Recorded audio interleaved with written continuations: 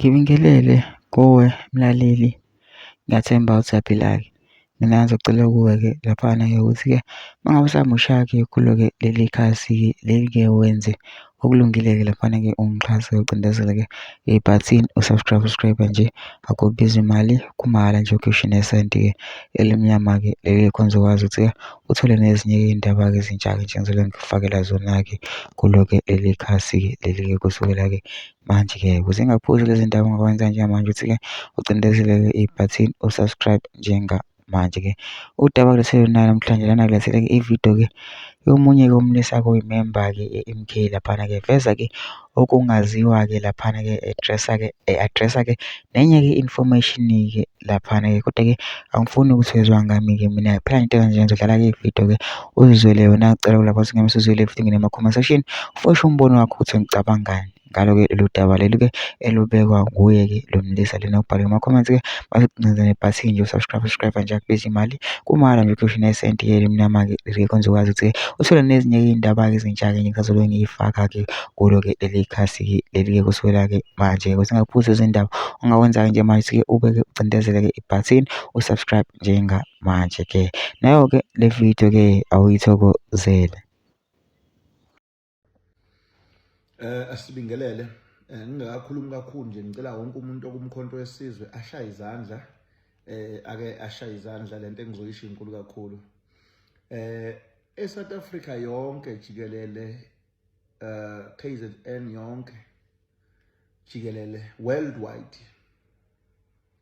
lilodwa ikhansela lomkhonto wesizwe lila kwi-region engikuyona ekuyi-region yami. Amakhansela u2 futhi azongena umkhonto wesizwe azowina akwi subregion yami okuRenkonyeni engiwakhele into ezokwenzeka leyo ngomhla ka-11 September ngifuna ukuthi into ezokwenzeka manje ngomhla ka-11 September maqedwe ukubalwa ka-Ward 24 eRenkonyeni uThemba Zondi uzobe sebe ikhansela lomkhonto wesizwe kumasipala uRenkonyeni. Ngomhla ka-11 September ku-Ward 14 uComrade Pet Madlala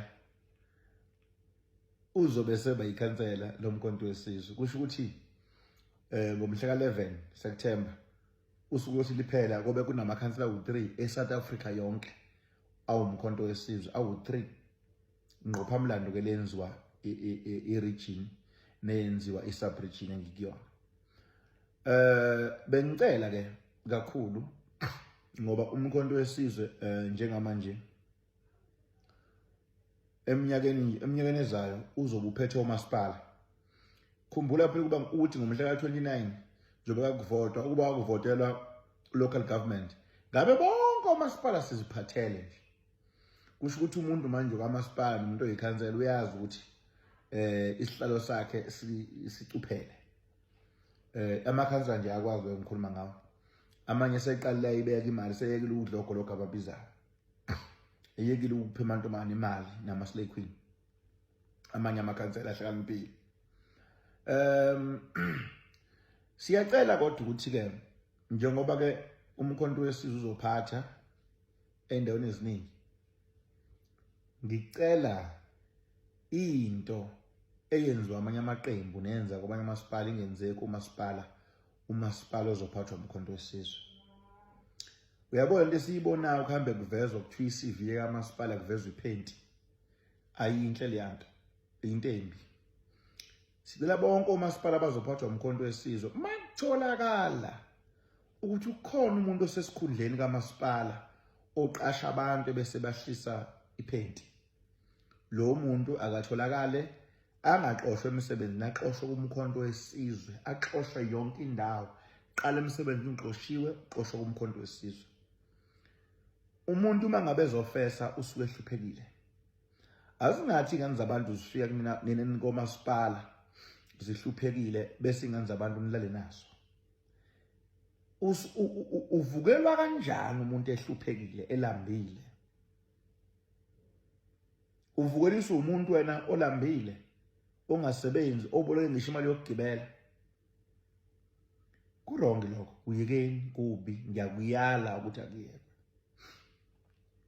Layelani-ke nina-ke enisaphethe manje niseke ezikhundleni, amakhansela, omeya, o-premier, executive mayors, ngicela nenze kanje.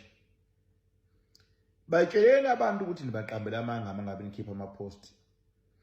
Nikhipha amaposti iy'ngane zasemakhaya, zicela imali, sizinike imali, zigibele, ziyo-aplya, zenze yonke into, zi-email, zenze yonke into.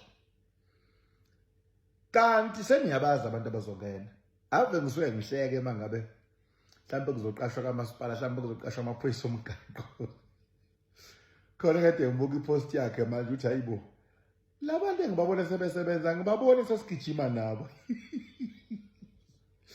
Shuthi nje ingane zabantu zihamba zayogijima kanti bayazi abantu abazoqashwa. Wemakhansela, yekani ukufaka intombi zenu nina mani. Ninsinsila yenu, yekani ukufaka intombi zenu emsebenzini. Makhansela. Nina makhansela, yekani ukufaka intombi zenu emsebenzini. Yekeni leyo nto leyo. Yekeni leyo nto. Abantu bayibona into eniyenzayo. Yekani ukufaka abantu emsebenzini ngoba nizolala nabo. Nizishimani nina? Nifuna ukushela kulanga ukushela. Ukushela nje kulula ukushela phela. Futhi angikwazi ukushela ukuthi ungazi umuntu umlinda hlupheka afuna umsebenzi bese uyamshela naye. Ni wrong. La kumkhonto wesizwe. Meke mina ngakuthola ukuthi ukesikhundleni uqasha abantu ngokuthi ufuna ukulala nabo. Ngizokulandela mngani nami, ngizokulandela. Ziningi izinto esizama ukuziqondisa la kumkhonto wesizwe. Nofikile efika nengqondo yangale kagogo uzoyishiya leyo ngqondo, siyasebenza la.